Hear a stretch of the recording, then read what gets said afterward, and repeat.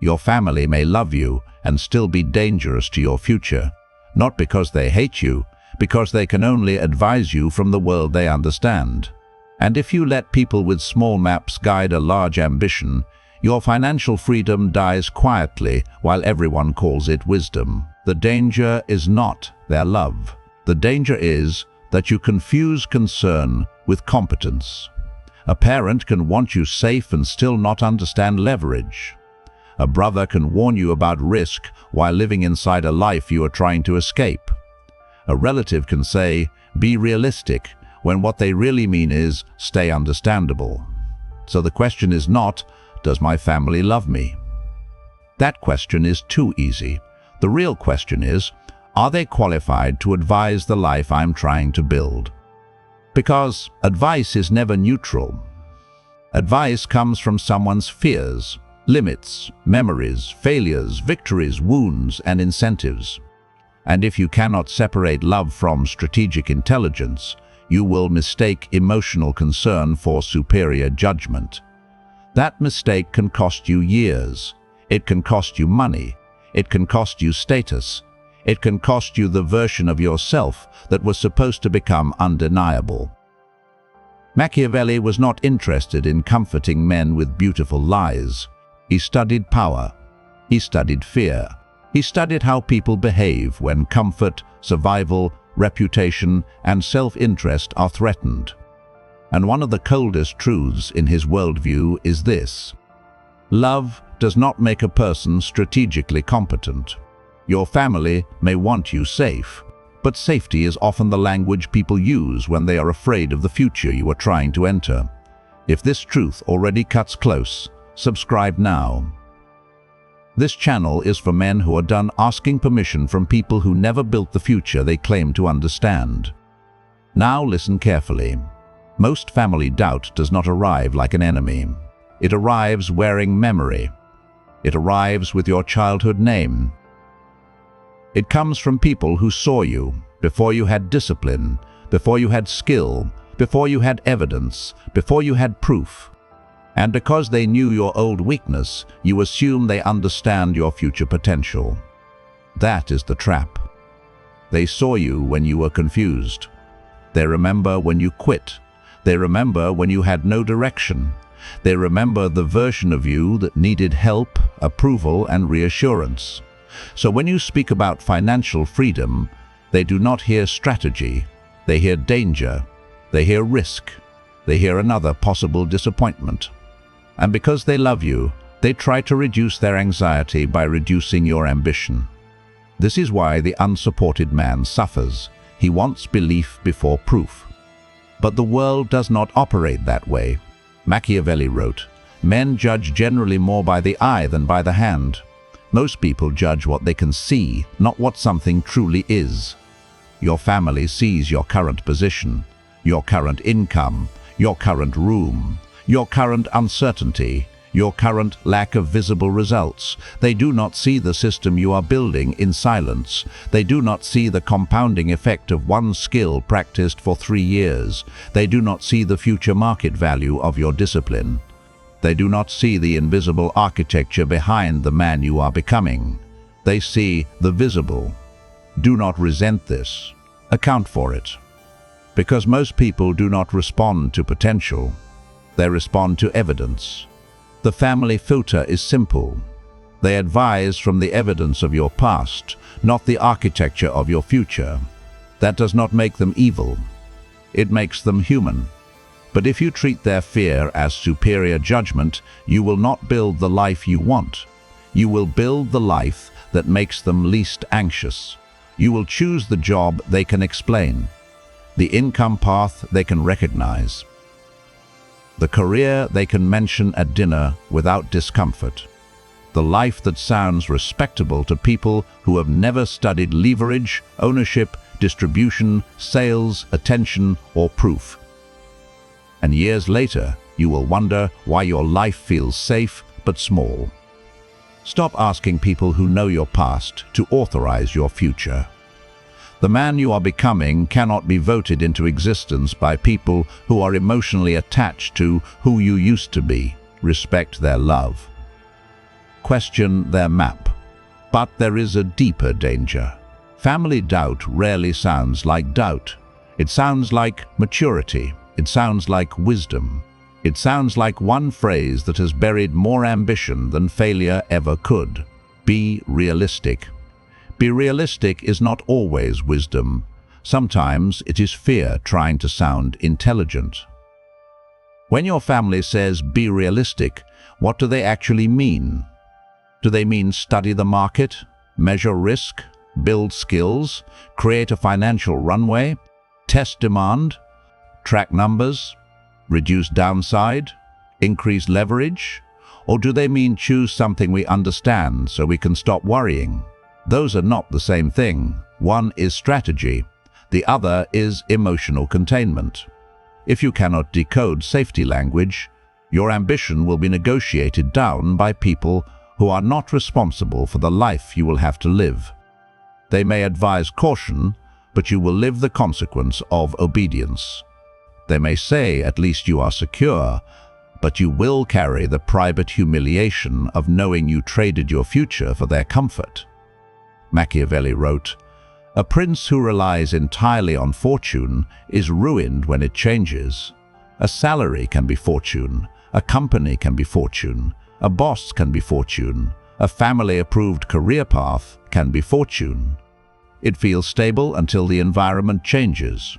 Security without leverage is disguised dependency. Your family may call a job secure because the paycheck is predictable. But the colder question is this: who controls the paycheck? Who controls the terms? Who controls your time? Who controls your ceiling? If someone else controls those things, you do not have freedom. You have permission, and permission can be withdrawn. This is where psychology becomes useful. In the classic study by Sheena Iyengar and Mart Lepper, people were more likely to act when they were offered a smaller set of choices instead of a larger one. Participants were more likely to buy gourmet jam or complete optional assignments when the number of choices was limited. The point is not that options are evil. The point is colder. Too many options can reduce action. Now apply that to family advice. One uncle says, get a government job. Your mother says, avoid business. Your father says, do not leave the company. Your cousin says, invest in real estate. A friend says, learn coding. Someone else says, start a channel. Another says, go abroad. Another says, stay practical. Another says, do not embarrass the family. Suddenly, your ambition is not moving. It is drowning in voices. The Decision Lab summarizes the paradox of choice by explaining that too many options can require more cognitive effort and create decision fatigue, regret, and lower satisfaction. That is what happens when an unsupported man collects too many family opinions. He does not become wiser. He becomes heavier. He mistakes mental exhaustion for careful planning. He calls paralysis thinking. He calls fear research. He calls delay responsibility. The problem is not advice. The problem is unfiltered advice. A man with no filter becomes a committee, and the committee does not build freedom. It preserves consensus. You are not confused because you lack intelligence. You are confused because you allowed too many unqualified voices into a decision that requires strategic clarity. A serious man does not need more opinions. He needs better filters. But why do their opinions still affect you so deeply? Because underneath the financial question is a status wound. You do not only want money, you want the people who doubted you to finally admit they were wrong. And that need is more dangerous than their advice. Your family's doubt does not hurt because they are always right. It hurts because part of you still wants their permission. Family is the first court. Before the market judges you, before strangers judge you, before clients judge you, your family teaches you what approval feels like. And if you never outgrow that court, you will spend your adult life trying to win a verdict from judges who do not understand the game you are playing. This is where financial freedom dies quietly. not from laziness, not from lack of talent, but from emotional negotiation. You know what skill you should master, but you keep asking if it makes sense. You know what business you should test, but you keep waiting until your family stops being afraid. You know what path is calling you, but you keep explaining it to people who have no map for the terrain. So your future becomes hostage to their emotional readiness. That is not loyalty, that is submission. Machiavelli wrote, "It is much safer to be feared than loved." Most people misunderstand this. They think it means cruelty. It does not. The modern lesson here is not to make your family fear you. That would be shallow and ugly. The lesson is this: do not build your life on the instability of being approved, understood, or emotionally accepted. Build it on proof. Proof is more reliable than approval. Proof does not need your family's mood. Proof does not need your friends' belief. Proof does not need society to clap early. Proof creates its own authority. Steve Jobs was forced out of Apple in 1985, the company he helped create. He did not return by begging the old system to understand him. He built Next. Apple later acquired NeXT in 1996 for $429 million in cash and 1.5 million Apple shares, gaining technology that helped form the foundation for its next operating system. That is the lesson. The rejected man did not return through explanation. He returned through leverage. Apple did not need his emotions. Apple needed what he had built.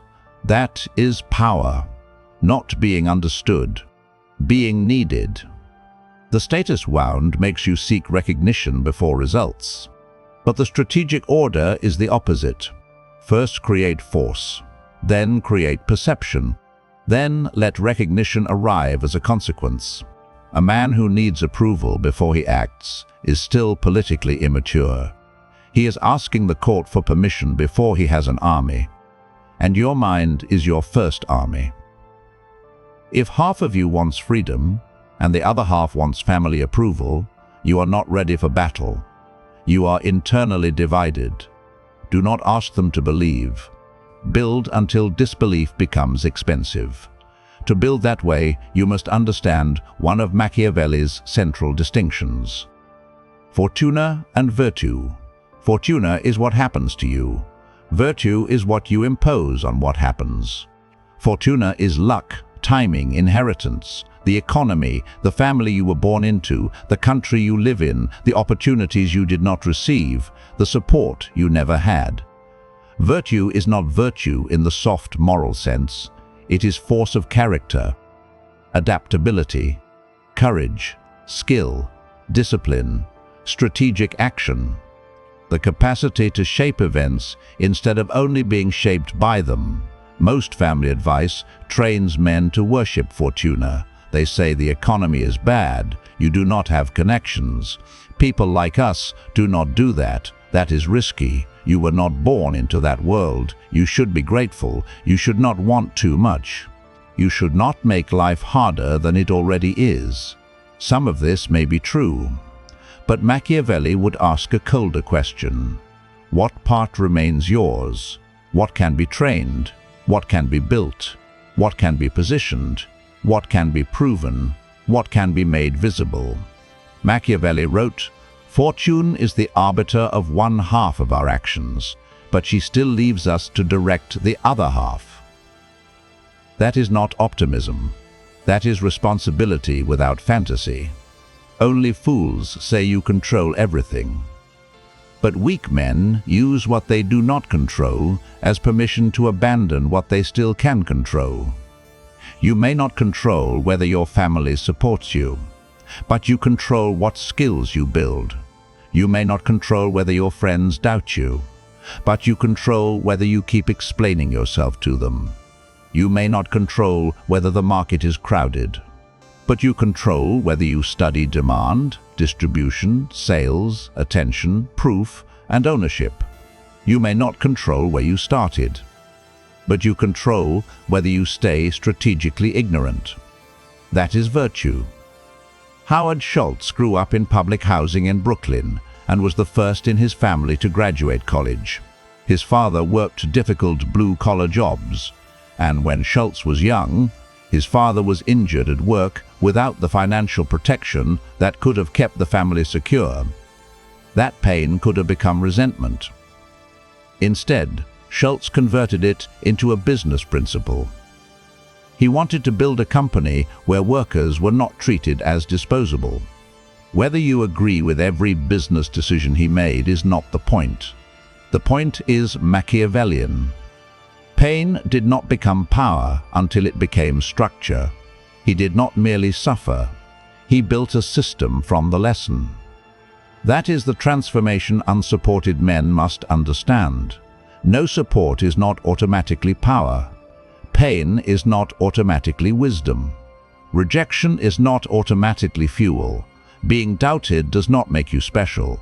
Being misunderstood does not make you disciplined. But if you convert the wound into structure, the wound becomes useful. Fortuna explains the battlefield. Virtue decides how you fight. But here is the next problem. Virtue is invisible at the beginning. And when your strength is invisible, people will treat you as weak. This is why your family often ignores your ambition. Ambition without visible proof looks like fantasy. And to ordinary people, fantasy and early-stage strategy look almost identical. Both are invisible. Both lack results. Both sound uncertain. Both require belief before evidence. So the world treats them the same. Machiavelli wrote, "The common people are always taken by appearances and results." This is not an insult. It is a law of perception. People do not have time to investigate your soul. They read signals. Your consistency is a signal. Your body of work is a signal. Your income is a signal.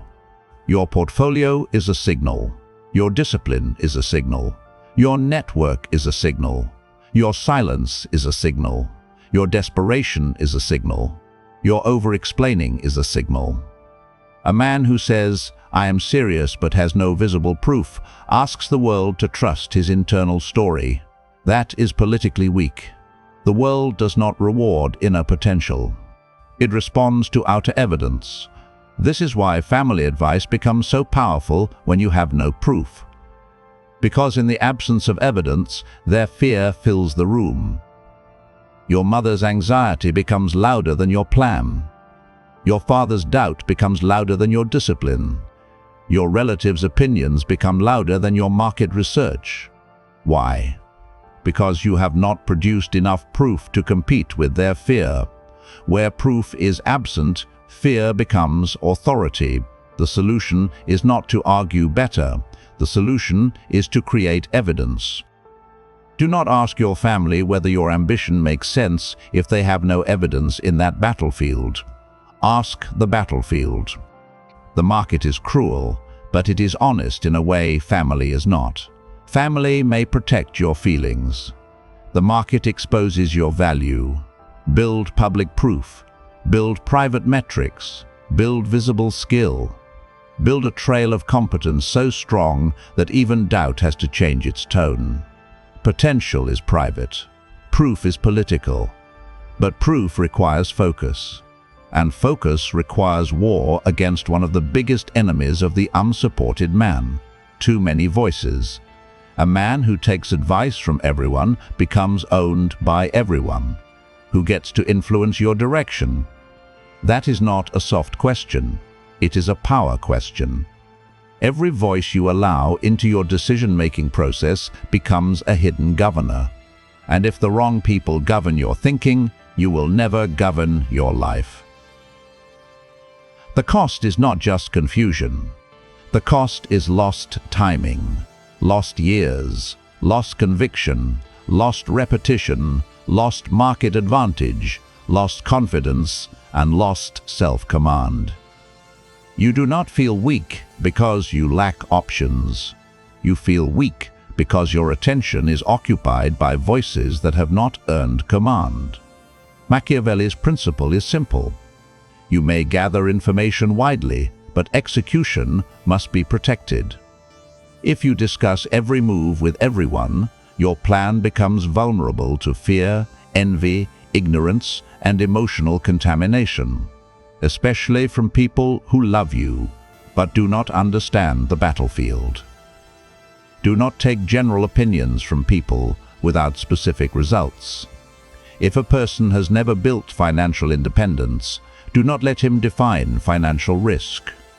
If a person has never sold anything, do not let him define market value. If a person has never built an audience, do not let him define content strategy. If a person has never negotiated power, do not let him define ambition. If a person has never left the cave, do not let him describe the mountain. This is not arrogance, it is filtration. Love without competence is not guidance, it is emotional weather. You can love your family and still deny their opinions, a vote. You can honor their sacrifices and still reject their fear. You can be grateful and still be unavailable for small thinking. Access to your mind must be earned by evidence. But once you purge the voices, you face the hardest part. Now there is no one left to blame. No family, no society, no friends, no confusion, only execution. And execution exposes whether you wanted freedom or only wanted an excuse. If you have no support, your life must become simpler, not louder. He becomes narrow. One path, one skill stack, one proof system, one measurable outcome. This is where boys fantasize and men build. Without a clear execution system, you will drift back into the family court. You will ask for advice again. You will seek reassurance again. You will confuse motion with progress. You will consume content, collect opinions, rewrite plans, and call it preparation. But no man becomes financially free by planning forever. Freedom is built through repeated proof. Choose one path, not 10, one.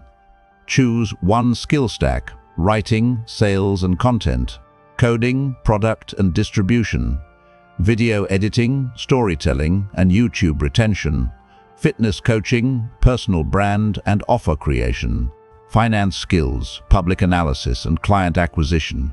Choose one proof system, a portfolio, a channel, a case study library, a sales record, a product shipped, a client result, a body of work.